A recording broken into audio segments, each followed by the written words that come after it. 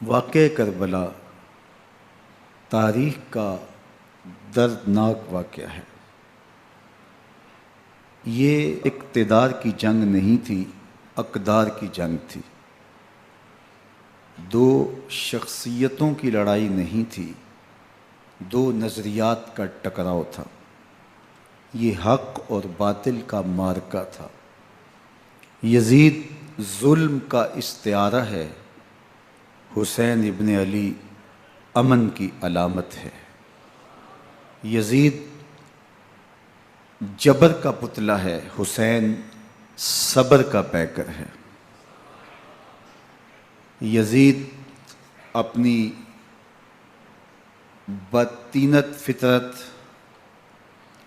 اور اپنی طبع ناہموار کے باعث دنیا پر ذلت و رسوائی، ظلم، جبر، جور و زیادتی کی علامت بن کے ابھرا، اور حسین ابن علی رضی اللہ تعالی عنہ حق و صداقت کا نشان بن کے ابھرا۔ کربلا کے تپتے ہوئے ریگزار میں حسینی اور یزیدی دو کردار سامنے آتے ہیں۔ اقبال نے کہا تھا، موسیٰ و فرعون و شبیر و یزید، ایند و قوت از حیات آید پدید، زندہ حق از قوت شبیری است، باطل آخر داغ حسرت میری است، سرخ رو عشق غیور از خون او، شوخی ای مصرع از مضمون او، تا قیامت قطع استبداد کر، موج خون او چمن ایجاد کر۔ یزید بہدل کی بیٹی محسون کا ناپاک بیٹا تھا، اور حسین محمد عربی کی بیٹی فاطمہ کا شہزادہ تھا۔ یزید دمشق کے اطراف میں سرجون اور جریر، اختل جیسے اوباشوں کے جھرمٹ میں پل کے جوان ہوا۔ حسین کے گھر کا دروازہ مسجد نبوی کے اندر کھلتا تھا۔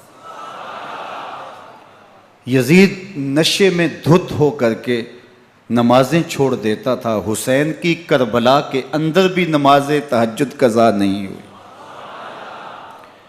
یزید ظلم کا دوسرا نام ہے، حسین امن کی علامت ہے۔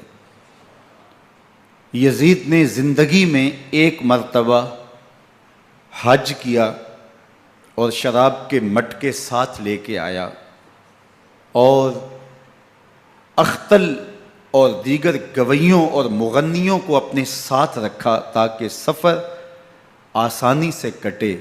حسین ابن علی نے 25 حج سواری ہونے کے باوجود پیدل کیے۔ یزید حج بیت اللہ کے بعد مدینہ المنورہ آیا اور شراب کی ایک مجلس بپا کی۔ حضرت امام حسین رضی اللہ تعالی عنہ جب وہاں پہنچے تو شراب کی پھیلی ہوئی بدبو کو محسوس کرتے ہوئے فرمایا، یہ بو کیسی ہے؟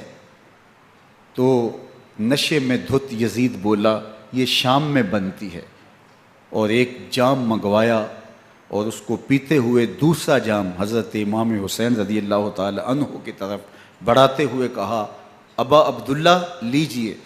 تو حضرت امام حسین رضی اللہ تعالی عنہ نے فرمایا، میں اس کی طرف دیکھتا بھی نہیں ہوں، اور پھر وہ عشقی اشعار پڑھنے لگا۔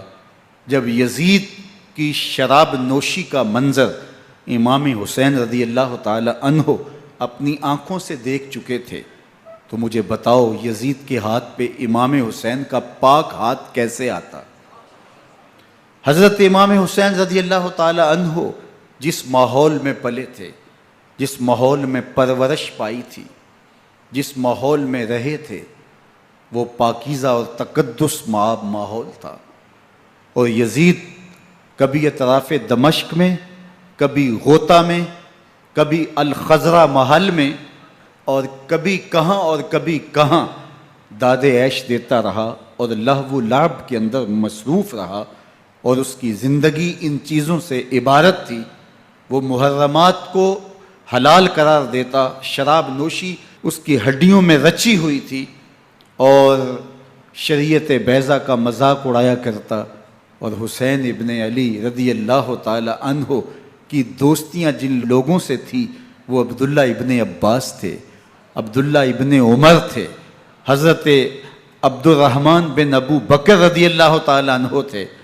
یزید تو جوا کھیلتا رہا، یزید تو قمار بازی کرتا رہا، یزید تو شراب نوشی کرتا رہا، اور حسین ابن علی مسجد نبوی کے ممبر میں حضور کے پہلوؤں میں بیٹھتے رہے۔ زمانے نے وہ منظر دیکھا کہ سرخ رنگ کے جوڑے پہنے ہوئے حسنین کریمین حجرہ فاطمہ سے نکلتے ہیں، کم عمری کی وجہ سے کبھی گرتے ہیں کبھی سنبھلتے ہیں، اور آقا کریم خطبہ ارشاد کر رہے ہیں، خطبہ چھوڑ کے حضور نے شہزادوں کو اٹھا لیا۔ وہ منظر بھی زمانے نے دیکھا۔ حضرت عبداللہ بن شداد کہتے ہیں کہ حضور سجدے میں تھے اور سجدہ اتنا طویل ہو گیا، ہمیں لگا یا تو وحی کا نزول ہو رہا ہے یا پھر اللہ کا حکم آ گیا اور اللہ کے محبوب کی روح قبض کر لی گئی۔ لیکن میں نے جب نظریں اٹھا کے ننکیوں سے دیکھا تو کیا منظر تھا کہ حسین ابن علی حضور کی پشت پہ بیٹھے ہوئے اور میرے آقا سجدے کو طول دے رہے ہیں۔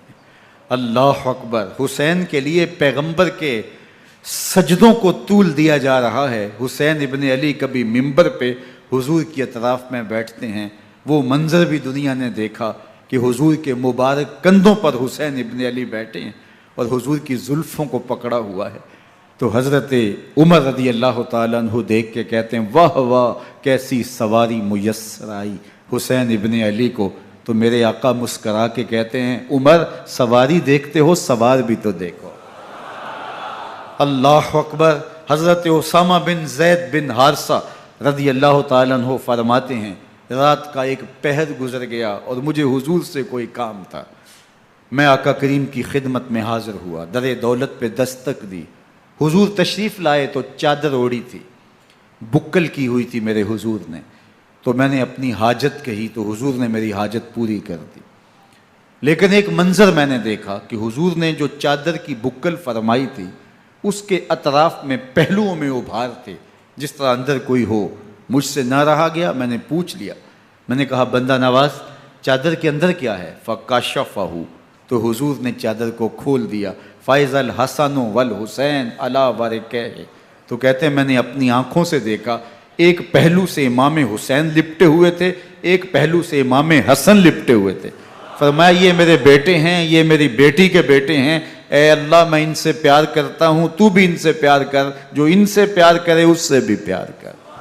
ان کی محبت کا درس دیا، ان کے پیار کا سبق پڑھایا، کہا ان سے پیار کرنے والا میرے سے پیار کرنے والا ہے، ان سے بغض رکھنے والا میرے سے بغض رکھنے والا ہے۔ ان کی تکلیف حضور کو بے چین کر دیتی تھی۔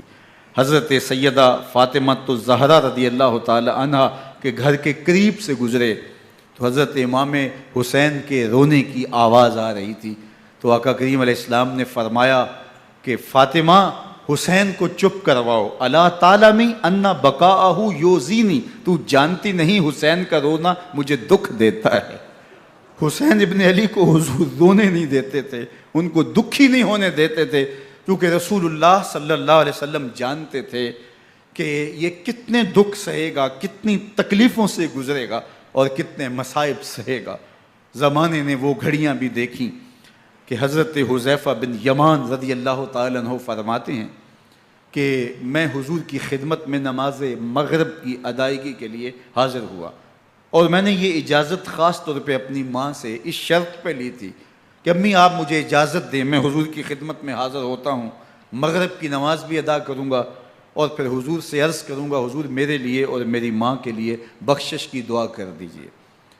ماں نے اس شرط پہ اجازت دے دی اور میں حضور کی خدمت میں آ گیا، نماز مغرب ادا کی، سلام پھرا تو میرے دل میں آرزو تھی میں حضور سے عرض کروں حضور میرے لیے اور میری ماں کے لیے مغفرت کی بخشش کی دعا کر دیں، لیکن حضور عبادات میں ذکر میں نوافل میں ایسے مشغول ہوئے کہ میں آرزو رکھنے کے باوجود بھی عرض نہ کر سکا۔ خیر نماز عشاء کا وقت ہوا، اذان پکاری گئی، حضور مصلی پہ آئے، نماز پڑھی، سلام پھرا، تو میرے دل میں پھر خیال آیا کہ ماں سے ایک نماز کی چھٹی لی تھی، نمازیں بھی 2 ہو گئیں، ماں نے جاتے پوچھنا ہے، حضور سے میرے لیے اور اپنے لیے مغفرت کی، بخشش کی دعا کروائی تھی، تو کیا جواب دوں گا؟ اور حضور اٹھے اور کاشانہ اقدس کی طرف چل دیے۔ اب میرے دل میں یہ خیال رہ کے آ رہا تھا کہ ماں کو کیا جواب دوں گا؟ میں تو حضور سے بخشش و مغفرت کی دعا کروا ہی نہیں سکا۔ جب حضور چل پڑے تو غیر ارادی طور پہ میں بھی حضور کے پیچھے چل پڑا۔ چلنے میں تھوڑی سی رفتار تیز ہو گئی، جس سے قدموں کی آہٹ پیدا ہوئی۔ تو جب آواز پیدا ہوئی تو حضور نے رخ پھیرے بغیر فرمایا، من ھذا، میرے پیچھے پیچھے کون آ رہا ہے؟ پھر خود ہی کہا، حذیفہ تو نہیں؟ تو میرا دل دھڑک رہا تھا، قلت نعم، میں نے کہا جی حضور، میں حذیفہ ہوں۔ فرمایا، ما حاجتک، غفر اللہ لک ولامک، کیا کام ہے؟ اللہ تجھے بھی بخش دے، تیری ماں کو بھی بخش دے۔ اب جو کام تھا وہ جنبش لب سے پہلے ہی ہو گیا، یہاں تو لفظوں کا سہارا بھی نہیں لینا پڑتا، وہ بند لبوں کی بولیاں بھی سنتے ہیں۔ اقبال بولا ہے، فروغت صبح آثار و دہور، چشم تو بی نندائے ما فی الصدور، تیری نظر تو سینوں کے چھپے راز بھی دیکھتی ہے۔ تو کہا، ما حاجتوں کا، غفر اللہ لک ولامک، اللہ تجھے بخش دے، تیری ماں کی بھی مغفرت کر دے، کیا کام ہے؟ اب جو کام تھا وہ تو ہو گیا۔ تو میرے حضور نے ارشاد فرمایا، حذیفہ سنو، ابھی ایک فرشتہ آیا ہے جو اس سے قبل دھرتی پر پہلے کبھی نہیں آیا، آج پہلی مرتبہ اللہ سے اجازت لے کے 2 کام کرنے آیا ہے۔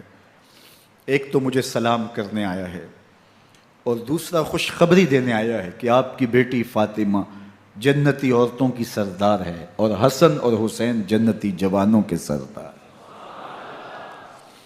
ایک طرف یزید ناپاک میسون کا پلیت بیٹا، اور ایک طرف محمد عربی کا نواسا، فاطمہ کے دودھ کا اثر، علی المرتضیٰ کے خون کی تاثیر، رسول اللہ صلی اللہ علیہ وسلم کے کندھوں پہ بیٹھنے والا۔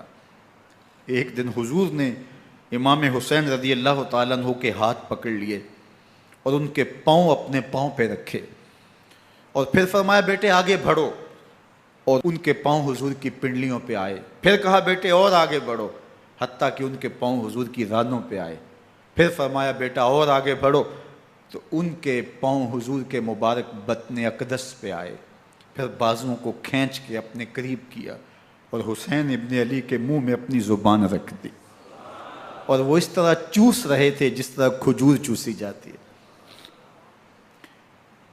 تو اللہ کے محبوب علیہ السلام نے حسین ابن علی کو اپنی زبان کا لعاب دہن دے کر کے، وہ شیر رحمت دے کر کے، وہ کوثر و تسلیم سے پاکیزہ تر آب رحمت عطا کر کے ان کی ہمیشہ کے لیے پیاس بجھا دی، تاکہ کل کربلا کے تپتے ہوئے ریگزار میں حسین ابن علی کو پیاس کی شدت تنگ نہ کرے اور پائے استقلال میں لغزش نہ آنے پائے۔ ان نازوں سے پالے ہوئے حسین کو، ان محبتوں سے پالے ہوئے حسین ابن علی کو امتحان بھی اتنے بڑے درپیش تھے۔ یاری تیری سونا پر ازمیشاں تیریاں اگ، سونا پرکھیا جامدہ ہے نال اگاں دے لگ۔ جتنا بڑا شخص ہوتا ہے اتنی آزمائشیں بھی بڑی ہوتی ہیں۔ پیغمبر رحمت کی آغوش میں کھیلنے والا، حجرہ فاطمہ کا جانشین، مصلی رسول کا وارث، منبر رسول صلی اللہ علیہ وآلہ وسلم پر حضور کے مبارک پہلو اور گود میں بیٹھنے والا حسین، حضور کی زبان چوسنے والا حسین، حضور کے کندھوں پہ سواری کرنے والا حسین، آقا کریم علیہ الصلوۃ والسلام کے مبارک سجدے کی حالت کے اندر حضور کی پشت پہ کھیلنے والا حسین، جس حسین کا دروازہ مسجد نبوی کے اندر کھلتا تھا اور یزید کی کرتوتوں کے چشم دید گواہ تھے۔ یزید جب تخت نشین ہوتا ہے تو اسے یہ فکر ہوتی ہے کہ امام حسین، عبداللہ بن زبیر، عبداللہ بن عمر، عبداللہ ابن عباس، یہ میری بیعت کریں۔ اور وہ ولید بن عقبہ کو لکھتا ہے کہ ہر صورت میں ان کی بیعت لو، اور اگر بیعت نہ دیں تو سختی کرو۔ حضرت امام حسین رضی اللہ تعالی عنہ کو بلاوا آتا ہے کہ آپ کو دارالامارت میں گورنر ہاؤس میں بلایا جا رہا ہے، ولید بن عقبہ کا پیغام آپ کو پہنچتا ہے۔ آپ اس وقت فرماتے ہیں کہ اس وقت جو پیغام پہنچا ہے وہ کسی خطرے سے خالی نہیں ہے، تو کچھ سواروں کو ساتھ لیا، کہا تم دارالامارت کے باہر کھڑے رہنا، اگر میری آواز بلند ہوئی تو اندر آ جانا، ورنہ تم انتظار کرنا۔ آپ اندر گئے۔ ولید بن عقبہ نے مروان کو بھی بلایا تھا۔ مروان بن حکم یہ گورنر مدینہ ولید سے پہلے رہ چکا ہے، تو اس نے مشورہ دیا کہ سختی کی جائے۔ خیر ولید بن عقبہ نے کہا کہ یہ خط ہے، حضرت امیر معاویہ کا انتقال ہو گیا اور یزید تخت نشین ہوا ہے، لہٰذا وہ آپ سے بیعت کا مطالبہ کرتا ہے۔ تو حضرت امام حسین رضی اللہ تعالیٰ عنہ نے فرمایا کہ میرے جیسا شخص یوں چھپ کے بیعت نہیں کر سکتا، اور آپ واپس پلٹے۔ مروان بن حکم نے ولید بن عقبہ کو کہا کہ یہ موقع ہے جانے نہ دیا جائے، اگر یہ نکل گئے تو دوبارہ تم قابو نہیں پا سکو گے، اور انہیں یہیں قتل کر دیا جائے۔ حضرت امام حسین رضی اللہ تعالیٰ عنہ نے یہ بات سن لی۔ کہتے ہیں حضرت امام حسین انہی قدموں کے بل واپس پلٹے اور مروان بن حکم سے مخاطب ہو کے کہا، مروان کیا بول رہا ہے؟ وہ خاموش ہو گیا۔ فرمایا تو جانتا نہیں ہم کون ہیں؟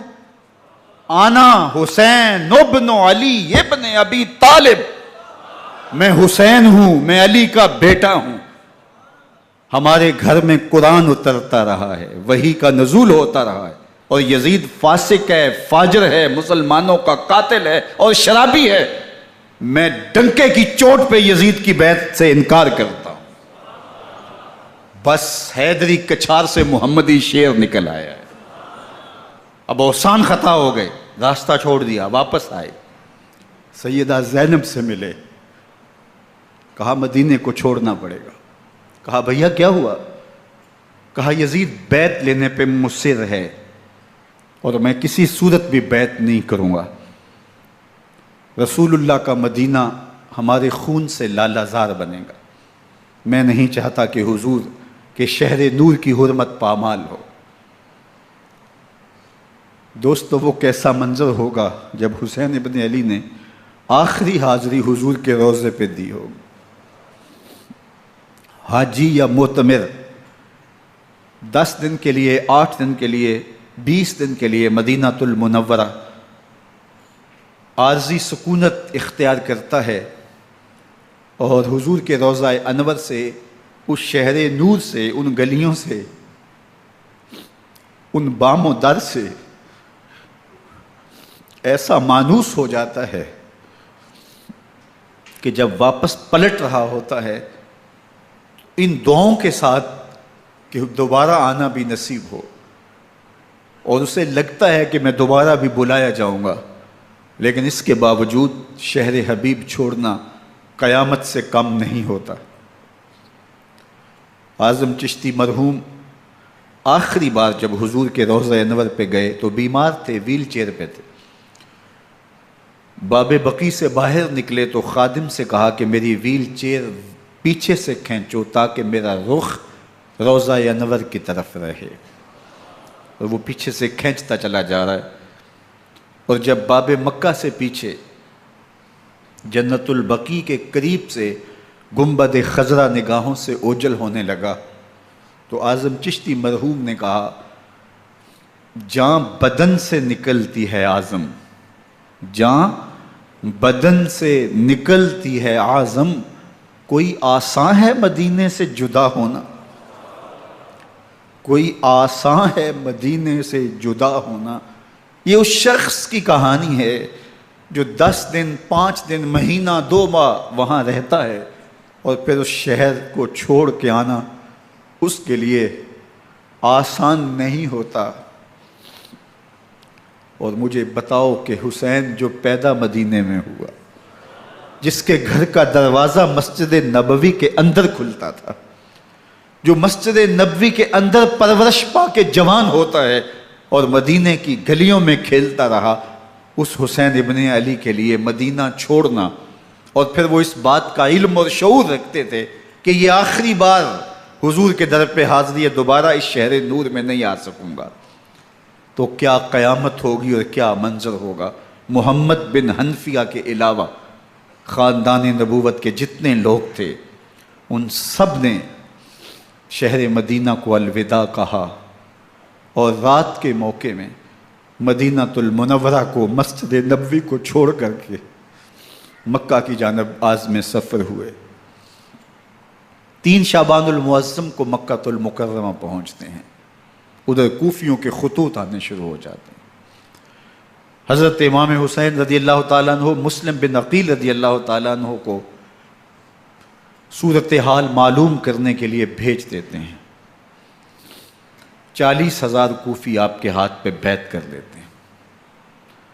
ادھر 25 پیدل حج کرنے والے حضرت امام حسین 8 ذی الحج کو احرام باندھتے ہیں، لیکن آپ کو پتہ چلتا ہے کہ حاجیوں کے روپ میں قاتل چھپا دیے گئے، تو آپ اس احرام کو حج کی بجائے عمرے میں بدلتے ہیں اور کوفے کی جانب عازم سفر ہوتے ہیں۔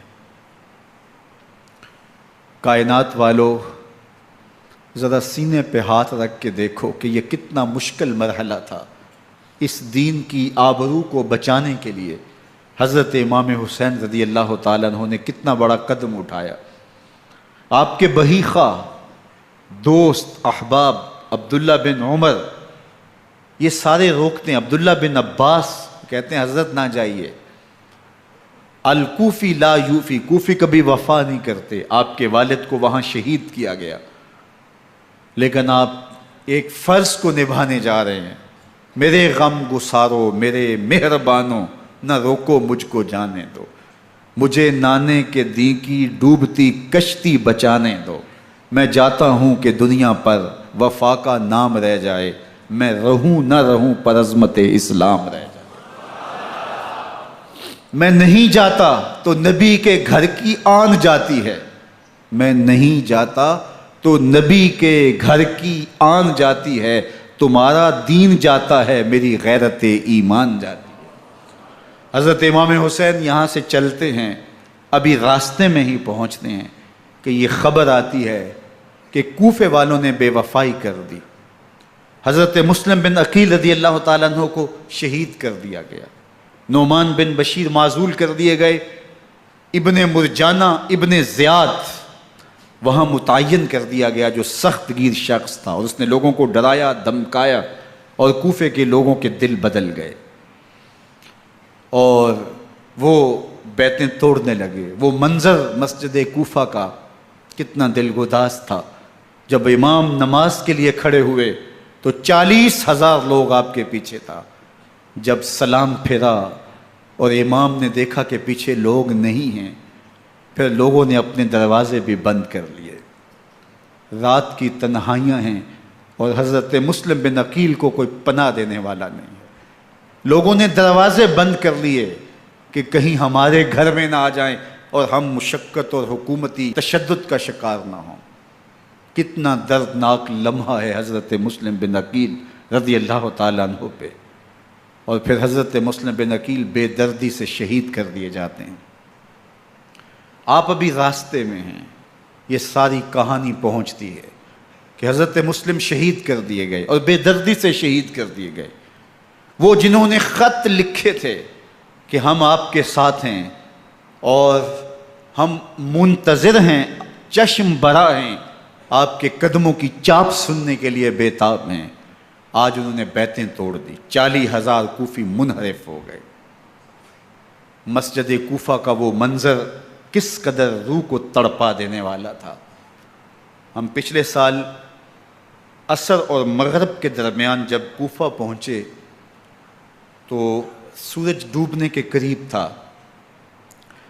میں نے اپنی زندگی میں اتنا اداس موسم کہیں نہیں دیکھا جتنا اداس موسم کوفے میں دیکھا۔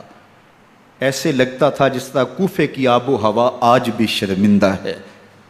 جو مسلم بن عقیل اور خاندان نبوت کے ساتھ اہل کوفہ نے کیا، حضرت امام حسین رضی اللہ تعالیٰ عنہ کو ان کے بہی خواہوں نے، اعزاء نے، اقربا نے، دوستوں نے، آوان و انصار نے، ساتھیوں نے کہا کہ حضرت حالات یکسر تبدیل ہو گئے، اب ہمیں مراجعت کر جانی چاہیے، واپس پلٹ جانا چاہیے۔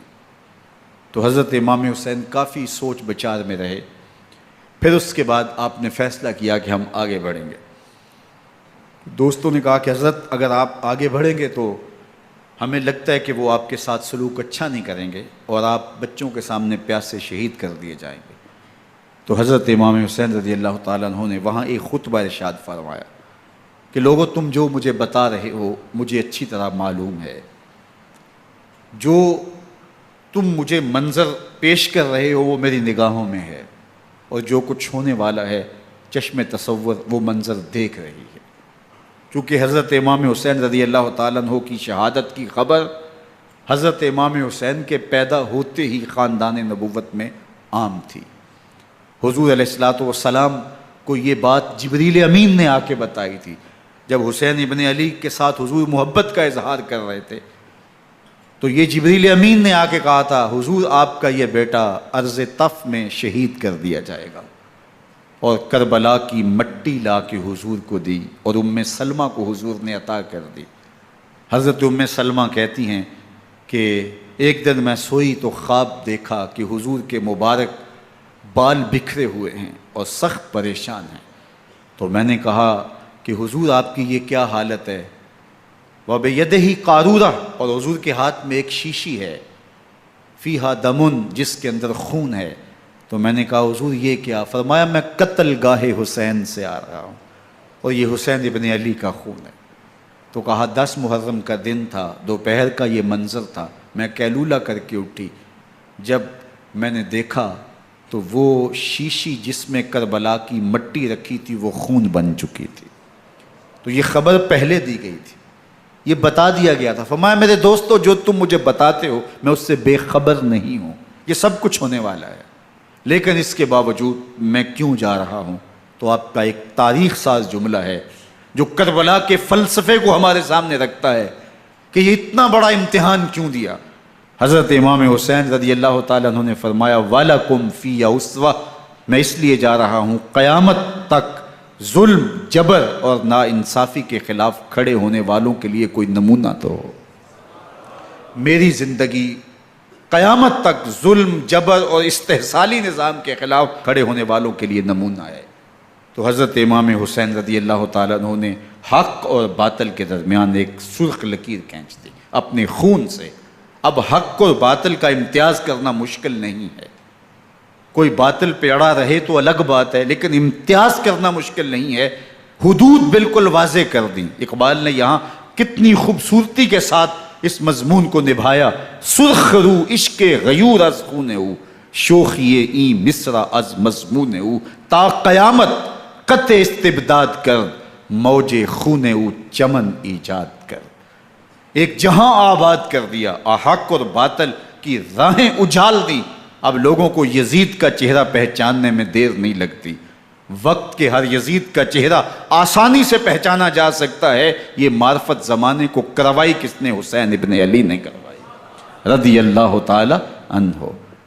تو حضرت امام حسین نے فرمایا کہ جو میرے ساتھ ہونے والا ہے میں اچھی طرح جانتا ہوں، لیکن میں اس کے باوجود آگے بڑھوں گا۔ پھر بڑھے اور کربلا میں جا کے خیمہ زن ہو گئے۔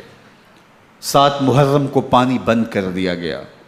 پانی بند ہوا تو کھانا بھی میسر نہیں تھا، لیکن ذکر پانی کا ہوتا ہے اس لیے کہ کھانے کے بغیر انسان کئی دن کاٹ لیتا ہے، لیکن پانی کے بغیر گزر نہیں ہوتی۔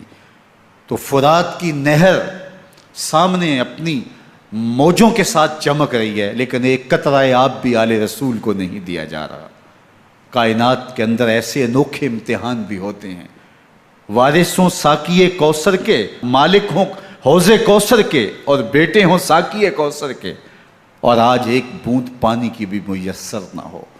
صبر کا امتحان ہے، عزیمت کا امتحان ہے۔ حضرت امام حسین رضی اللہ تعالیٰ عنہ خیمہ زن ہو گئے۔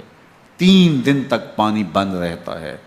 9 محرم کو رات کی تنہائی میں حملہ آور ہونا چاہتے ہیں، لیکن آپ نے کہا کہ ہمیں اللہ کے حضور عبادت اور ذکر کے لیے وقت دیا جائے۔ ساری رات ذکر میں گزرتی ہے، عبادات میں گزرتی ہیں۔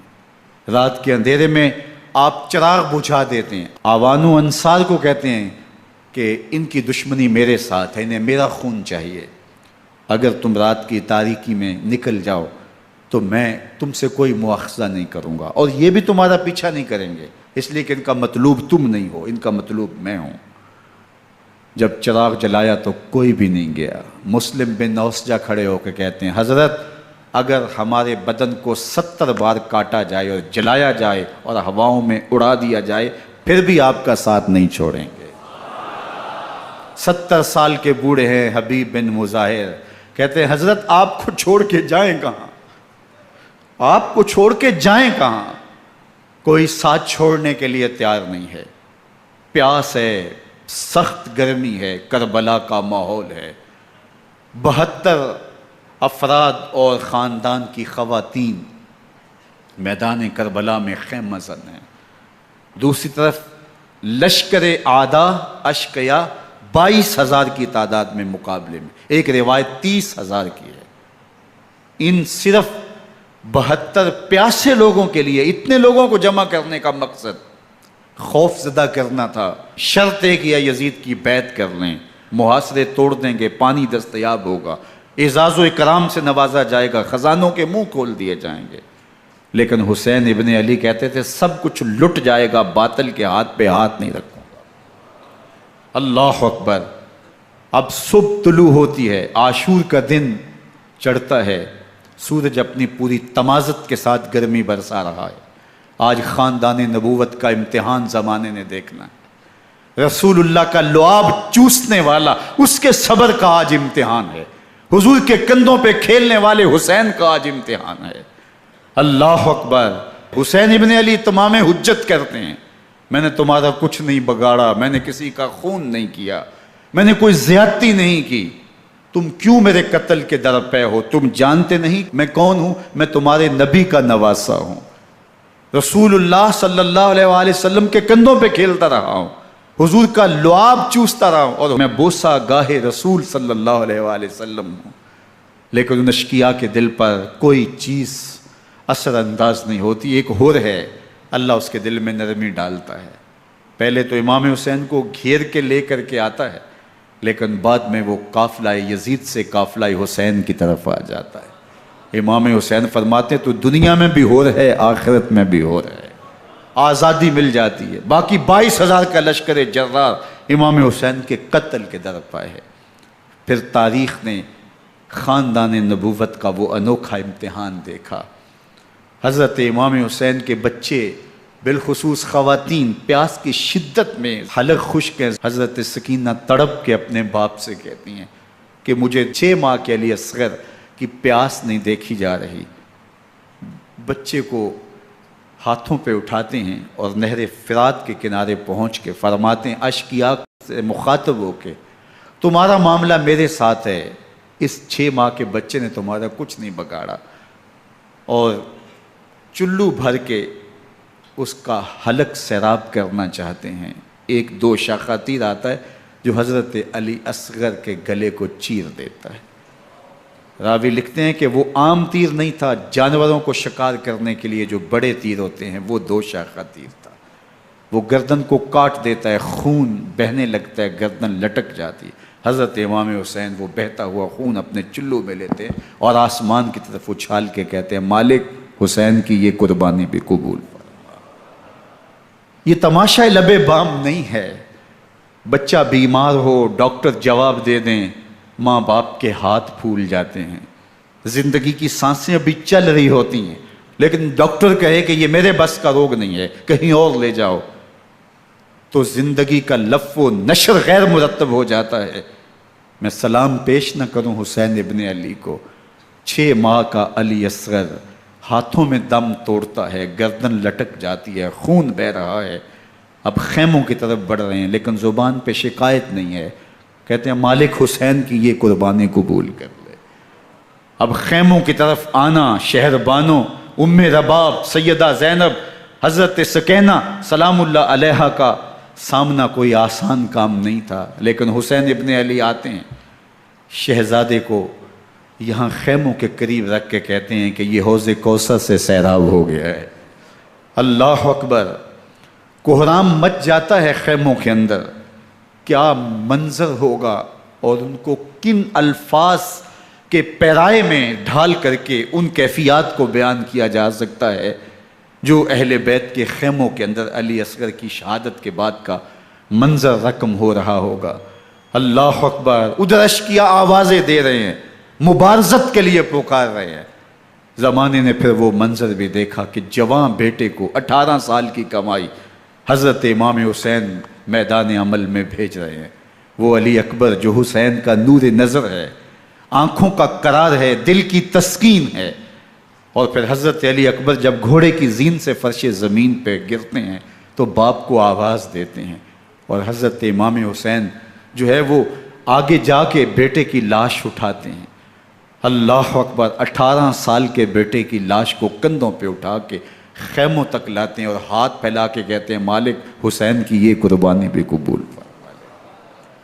کبھی قاسم بن حسن کی لاش اٹھا کے لاتے ہیں، کبھی اون و محمد کی لاشیں اٹھا کے لاتے ہیں، بتیجوں کی، بھانجوں کی، بھائی عباس کے کٹے ہوئے بازو اور زخموں سے چھدا ہوا لاشا۔ کیا کیا قیامتیں تھیں جو اس کربلا کے ایک میدان کے اندر نہیں توڑی گئیں۔ حضرت امام حسین پر دکھ پہ دکھ، تکلیفوں پہ تکلیفیں، اب 71 لاشیں اٹھا کے خیموں تک پہنچا چکے، اور ادھر مبارزت کی دعوت دی جا رہی، آؤ میدان عمل میں آؤ، اب دیر کیوں کر رہے ہو۔ رسول اللہ کا حرم، رسول اللہ کی شہزادیاں جو نازوں میں پلی تھیں، وہ کلیاں جو شبنم کا بوجھ بھی گوارا نہیں کر سکتی تھی، آج مصیبتوں کے پہاڑ ٹوٹ گئے۔ حضرت امام حسین کبھی شہربانوں کو، کبھی ام رباب کو دلاسا دیتے ہیں، کبھی حضرت زینب کو کہتے ہیں۔ حضرت زینب کربلا کے اس میدان کے اندر بڑے حوصلے کے ساتھ اپنے بھائی کے ساتھ کھڑی رہی، اپنے 2 بیٹے راہ خدا میں پیش کیے، ان کی لاشیں وصول کیں، لیکن زینب جس جرأت کے ساتھ، جس پامردی کے ساتھ اس سارے منظر کو حوصلے کے ساتھ سہتی رہی، وہ یقیناً حوصلہ سیدہ زینب سلام اللہ علیہا کا ہی ہے۔ لیکن یہ وہ منظر تھا کہ زینب کا دل بھی ڈول گیا جب حسین ابن علی گھوڑے پہ بیٹھنے لگے، اور ان کو گھوڑے میں بٹھانے والا کوئی نہیں تھا، اور جو بھی سوار جاتا پھر واپس اس کی لاش ہی آتی اور حسین ابن علی لے کے آتے۔ آج حسین ابن علی جا رہے ہیں، زندگی کا سارا سرمایہ لٹ رہا ہے، حضرت زینب سلام اللہ علیہا سنبھل نہیں رہی۔ حضرت امام رضی اللہ تعالیٰ عنہ اٹھے اور آپ نے حضرت زینب کو صبر کی تلقین کی اور کہا کہ صبر ہی بہترین ذریعہ ہے اور اللہ کی قربت کا ایک بہترین سبب ہے، اور ان کو صبر کی تلقین کرتے ہوئے فرمایا کہ میرے بعد تم نے اس ذمہ داری کو سنبھالنا ہے، اور ان مخدرات اسلام کی، ان شہزادیوں کے پردے کی تم نے حفاظت کرنی ہے۔ اور پھر گھوڑے کی زین کس کے امام حسین لشکر اشقیاء کی طرف بڑھتے ہیں۔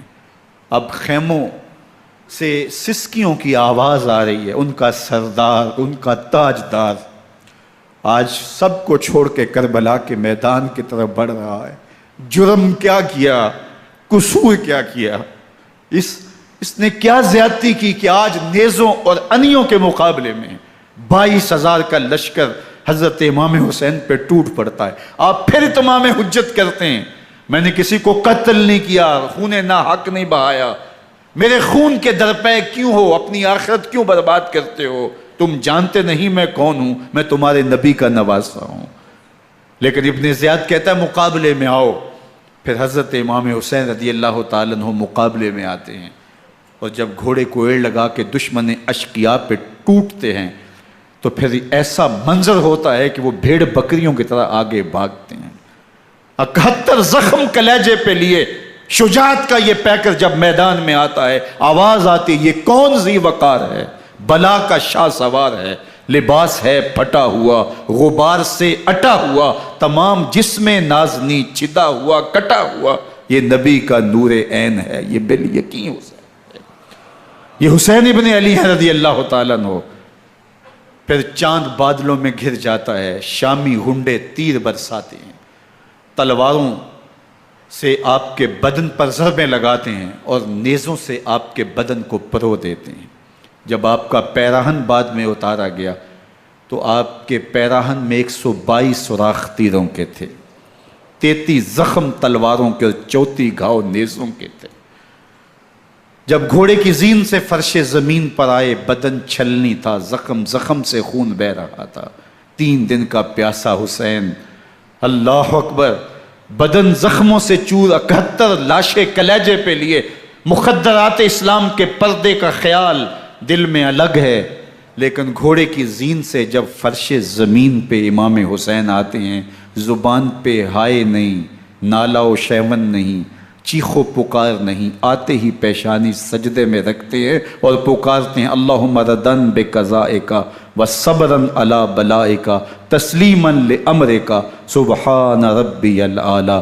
مالک گھر لٹا کے، بچے لٹا کے، خاندان سب کچھ قربان کر کے، اپنے بدن کو زخموں سے چھلنی کروا کے، تیروں اور نیزوں کی انیوں سے اپنے آپ کو زخمی کروا کے، تیرے حضور سر جھکا کے یہ اقرار کرتا ہوں کہ حسین تیری تقدیر پہ راضی ہے، مالک تو بھی بتا، تو بھی حسین پہ راضی ہوا ہے کہ نہیں ہوا۔ آواز آ رہی ہے، اس پیاسے پر علی شیر خدا کو ناز ہے، اس نواسے پر محمد مصطفیٰ کو ناز ہے، اوروں نے بھی سجدے کیے پر اس کا عجب انداز ہے، اس نے وہ سجدہ کیا جس پر خدا کو ناز۔ حسین ابن علی رضی اللہ تعالیٰ عنہ کا سر انور دستے قاتل نے تب کاٹا جب وہ سجدے میں جھکا ہوا تھا۔ یزید نے کہا میں بیعت لوں گا، امام حسین نے کہا کبھی بھی نہیں دوں گا، یہ سر کٹ سکتا ہے جھک نہیں سکتا۔ سر کاٹ کے نیزے کی نوک پہ چڑھا دیا گیا اور یہ اس بات کا اعلان تھا کہ ہم جیت گئے اور حسینی ہار گئے، اور لشکر یزید میں غوغا مچ گیا، نقارے بجنے لگے کہ ہم جیت گئے، دیکھو امام حسین شہید کر دیے گئے، اور سر کاٹ کے نیزے کی نوک پہ چڑھایا گیا۔ لیکن لشکر یزید سے ہی آواز آئی یہ کیسا سر ہے جو کٹ کے بھی سر بلندی ہے، کٹ گیا ہے پھر بھی اونچا ہے، اللہ اکبر، یہ سر سجدے میں کٹا ہے، رب کے حضور عبادت کی حالت میں کٹا ہے۔ حسین آج بھی سجدے میں ہے، اللہ اکبر، حسین آج بھی سجدے میں ہے، بلکہ کٹے ہوئے سر کا رخ زمین کی جانب تھا اور کٹی گردن آسمان کی طرف، یوں نیزے پہ پرویا گیا۔ اللہ اکبر، ایک شاعر نے نقشہ کھینچا، بآنکھ سر نیزے پہ اور سوئے زمین ہے روح، یعنی سجدہ ثانی کی ہے آرزو۔ رکعت کے 2 سجدے ہوتے ہیں، ابھی ایک سجدہ ہوا تھا کہ دست قاتل نے سر کاٹ دیا، کہا حسین کی پیشانی میں دوسرے سجدے کی تمنا مچل رہی ہے۔ یہ تھا حسین ابن علی کا سجدہ، ساری زندگی رب کے حضور سجدہ قضا نہیں ہونے دیا۔ آج پانی نہیں ہے، اللہ اکبر، آج تیمم کر لیتے ہیں، آج اپنے خون کو اوڑھ کر کے حسین نے اپنی پیشانی اپنے مالک کے حضور جھکا کر کے عظیمت کی وہ انوکھی داستاں رقم کر دی کہ صدیاں گزرنے کے باوجود بھی ان کی یادوں کے چراغ روشن ہیں۔ جب حضرت امام حسین اور دوسرے اعیان و انصار کو شہید کر دیا گیا تو ان کے سر نیزوں کی نوک پہ چڑھا دیے گئے، حضرت امام حسین کا کٹا ہوا سر اور باقی 71 افراد کے کٹے ہوئے سر نیزوں کی نوک پہ، اور 10 سواروں کو ابن سعد نے کہا کہ ان کو رون دو، اور گھوڑوں کی ٹاپوں تلے حضرت امام حسین رضی اللہ تعالیٰ عنہ اور ان کے آوان و انصار کو جو ہے وہ روندا گیا، حتیٰ کہ ان کی استخوان مبارک، ان کی ہڈیاں بھی چور چور ہو گئیں۔ روننے سے قبل ان کا لباس اتار لیا، ان کے کپڑے اتار لیے گئے۔ اللہ اکبر، کیسی دردناک گھڑیاں تھیں۔ یزید کا صرف یہی بد کرداری کا مرحلہ نہیں تھا، اس کربلا کے صحرا کے اندر یزید نے جس طرح امام حسین رضی اللہ تعالیٰ عنہ کو شہید کیا اور حضرت امام حسین کے خاندان کو شہید کیا، جب مدینہ المنورہ پر یزید نے مسلم بن عقبہ کو مقرر کیا، جس کو بزرگوں نے مصرب بن عقبہ کہا ہے، تو اس کو کہا 3 دن تک مدینے کا حرم تمہارے لیے حلال ہوگا، جو چاہو تم کرنا، اور شامی فوجوں کو اجازت ہوگی۔ تو وہاں بھی انہوں نے 10,000 تابعین اور 700 صحابہ کو شہید کیا۔ حضرت ابو سعید خدری رضی اللہ تعالیٰ عنہ گھر سے باہر نکلے، کافی بوڑھے ہو چکے تھے، تو انہوں نے حضرت ابو سعید خدری کو پکڑ لیا، کہا تم کون ہو؟ کہا مجھے ابو سعید خدری کہتے ہیں۔ تو کہا ہاں تمہارا نام سنا ہے، اور داڑھی سے پکڑ کے کھینچا اور کہا کہ ہے تمہارے پاس جو ہمیں دو؟ تو کہا کہ میرے پاس تو کچھ بھی نہیں، میں تو فقیر آدمی ہوں۔ تو ان کے گھر ان کو لے گئے، تو 2 کبوتر رکھے تھے حضرت ابو سعید خدری نے، تو وہ کبوتر لوٹ کے لے گئے۔ اللہ اکبر۔ حضرت ابن سنان رضی اللہ تعالیٰ عنہ کو، جو حضور کے علم بردار تھے فتح مکہ کے دن، ان کو ستو پہلے پلائے اور پھر ان کی گردن کاٹی گئی، اور کہا یہ ہے وہ ستو جو تم زندگی میں آخری بار پیو گے۔ ایک گھر میں داخل ہوئی شامی فوج، تو ایک خاتون کے ابھی ابھی بچہ پیدا ہوا تھا، اور قابلہ نے، دائیا نے، وہ بچہ ماں کی چھاتی پہ لٹایا، اور وہ ماں کا پہلا دودھ پی رہا تھا۔ تو یہ جا کے کہنے لگے نکالو تمہارے پاس جو کچھ ہے۔ تو اس خاتون نے کہا تم جانتے ہو یہ بچہ کون ہے؟ تو انہوں نے کہا ہم نہیں جانتے۔ کہا یہ حضرت ابن ابی کبشہ انماری رضی اللہ تعالیٰ عنہ کا بچہ ہے، اور یہ وہ صحابی ہیں کہ جو بیت الشجرہ کے موقع پہ حضور کے ہاتھ پہ بیعت کرتے ہیں۔ انہوں نے اس چیز کا لحاظ نہ کیا کہ جو کچھ ہے وہ ہمیں دو، ورنہ تیرے بچے کو نہیں چھوڑیں گے۔ تو ماں بچے سے مخاطب ہو کے کہتی ہے، ابھی بچہ پیدا ہوا ہے اور ماں سے پہلا دودھ پی رہا ہے، کہ بیٹے اگر میرے پاس کچھ ہوتا، وہ قیمتی سے قیمتی چیز بھی ہوتی، تیری جان کے لیے قربان کرتی، لیکن اس وقت میرے پاس کچھ ہے نہیں۔ تو ایک شکی آگے بڑھا اور بچے کو ایک ٹانگ سے پکڑ کے کھینچ کے دیوار کے ساتھ پٹک کے مارا، جس سے دماغ کا بھیجا نکل گیا۔ کیا کیا زیادتیاں نہیں کی۔ 700 صحابہ حرہ کے واقعہ میں شہید کیے یزید نے، اور 10,000 تابعین شہید کیے۔ مسجد نبوی میں ممبر رسول کے ساتھ گھوڑے باندھے، اور وہ ممبر رسول اور مصلی رسول کے قریب لید کرتے رہے۔ حضرت سعید عبد المسیب فرماتے ہیں میں نابینا تھا اور حضور کے روضہ انور کے پاس بیٹھا تھا، اور یزید کے سپاہی آتے، جو بھی مسجد میں نظر آتا پکڑ کے لے جاتے، مجھے نابینا سمجھ کے چھوڑ دیتے، لیکن میں پریشان تھا کہ ظہر کا وقت ہوگا، عصر کا وقت ہوگا، مغرب عشاء کا وقت ہوگا، نہ اذان، نہ اقامت، نہ جماعت، تو کیسے مجھے پتہ چلے گا کہ نماز کا وقت ہو گیا، اور کیسی میری نمازوں کا کیا بنے گا؟ میں اس فکر میں بیٹھا تھا۔ لم ازل اسمع الاذان والاقامت من قبر رسول اللہ صلی اللہ علیہ وآلہ وسلم۔ فرماتے ہیں جب بھی پھر نماز کا وقت آیا، گنبد خضرا سے اذان کی بھی آواز آئی، اقامت کی بھی آواز آئی۔ 3 دن تک مسجد نبوی کے اندر گھوڑے بندے رہے، اور مدینہ کی حرمت پامال کی۔ مدینہ کے گھروں کے اندر یہ بدکماش داخل ہوئے، اور جو بدکاریاں انہوں نے کی، کلیجہ منہ کو آتا ہے۔ 1002 شیزائیں ان بدکاروں کی بدکاریوں کی وجہ سے کنواری حالت کے اندر حاملہ ہوئی۔ 3 دن تک مدینے کا حرم انہوں نے پامال کیا، اور پھر مکہ المکرمہ میں کعبہ اللہ پر گولے برسائے، اور کعبہ کا غلاف جل گیا۔ وہ تو یزید مر گیا، اور حضرت عبداللہ ابن زبیر رضی اللہ تعالیٰ عنہ نے اپنی خلافت کا اعلان کیا۔ یزید کے یہ کرتوت تھے، ادھر اہل مدینہ کو ستایا، ادھر اہل مکہ کو ستایا، اور رسول اللہ صلی اللہ علیہ وسلم کے خانوادے کی بے حرمتی اور توہین کی۔ نہ صرف انہیں قتل کیا گیا، ان کی لاشوں پہ گھوڑے دوڑائے۔ ابن سعد اور شمر جو ہے وہ خیموں میں داخل ہوا، اور مخدرات اسلام کی چادریں چھیننے کی کوشش کی۔ حضرت زینب سلام اللہ علیہ نے مخاطب ہو کے کہا ہمارے چہرے کے رکھوالے چلے گئے ہیں، ظالم تو خیال نہیں کرتا ہم رسول اللہ کی بیٹیاں ہیں۔ حضرت شہربانو، حضرت زین العابدین اور حضرت زینب سلام اللہ علیہ، ان تینوں کو ایک اونٹ پہ باندھا گیا، اور باقی اونٹوں پہ باقی سادات کو، حضور کی شہزادیوں کو باندھا گیا، رسیوں میں جکڑا گیا، اور اونٹوں پہ باندھ کر کے کوفے کی جانب آگے آگے شہیدوں کے سر چل رہے ہیں، اور پیچھے یہ قافلہ چل رہا ہے۔ اور جب یہ قافلہ وہاں سے گزرا جہاں لاشیں پڑی تھیں، امام زین العابدین 14 سال کے تھے اور بیمار تھے، اور ان کا حوصلہ نہ ہوا، وہاں غشی ان کے اوپر آنے لگی، اور وہ منظر ابن کثیر نے، باقی لوگوں سب نے لکھا ہے کہ پھر جب ان کی یہ حالت ہوئی تو پھر سیدہ زینب سلام اللہ علیہ، جنہوں نے ابھی تک بڑے حوصلے کے ساتھ ساری مشکلات کا مقابلہ کیا تھا، اب ان کے بندن ٹوٹ گئے اور آنکھوں سے آنسو بہنے لگے، اور سیدہ زینب تھے امام حسین رضی اللہ تعالیٰ عنہ کی لاش پہ کھڑے ہو کے، اور وہ روندی ہوئی لاش، ٹوٹی ہوئی ہڈیاں، اور وہ برینا بدن، کٹا ہوا سر نیزے کی نوک پہ، اور لاش یہ پڑی ہے۔ تو حضرت سیدہ زینب نے مدینے کی طرف منہ کر کے جو ہے وہ حضور سے فریاد کی، یا محمد آہو، یا محمد آہو، ھذا حسین بالآراء مزمل بالدماء، یا محمد آہو بناتوں کا سبایا۔ یا رسول اللہ، اے پیارے آقا، یا جد آہو، اے ہمارے نانا محترم، یہ دیکھیے آپ کا حسین پڑا ہوا ہے۔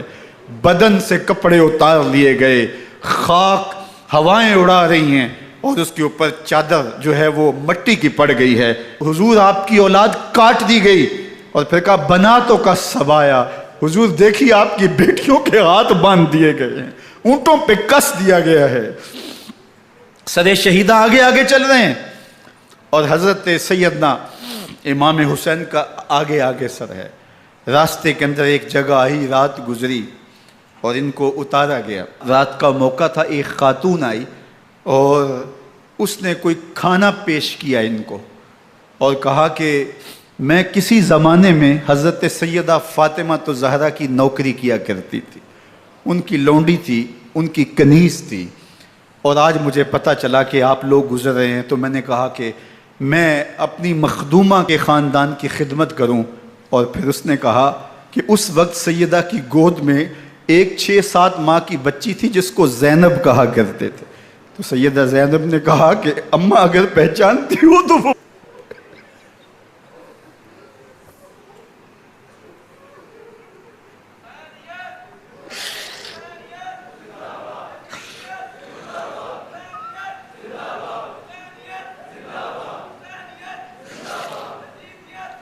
یہ تاراج اور لٹا ہوا کارواں پھر وہاں سے کوفے میں کیسے پہنچا، اور کوفے کے اندر سیدہ زینب سلام اللہ علیہا نے وہ یزید کے دربار میں، ابن زیاد کے دربار میں وہ جرأت آمیز جو باتیں کہیں، اللہ اکبر، زینب کی زبان میں علی کی خطابت بول رہی تھی، اور پھر دشمن اور دوست سارے رونے لگے، اور وہ کیا دل گداز منظر تھے۔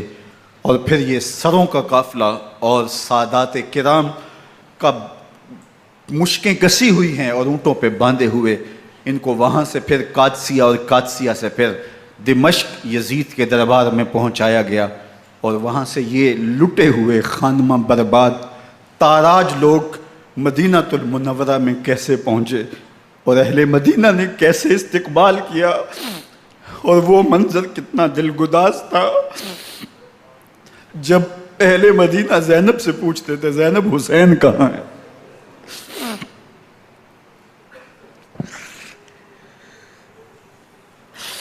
بے مروت بے وفا تیرا بھی کیا افسانہ ہے، جس نے اپنی ہی شمع کو گل کیا تو وہ پروانہ ہے۔ اپنے پیغمبر کے شہزادوں کو اور اپنے پیغمبر کی شہزادیوں کو جو دکھ اس امت نے دیے، یہ کائنات کی ایک انوکھی داستان ہے۔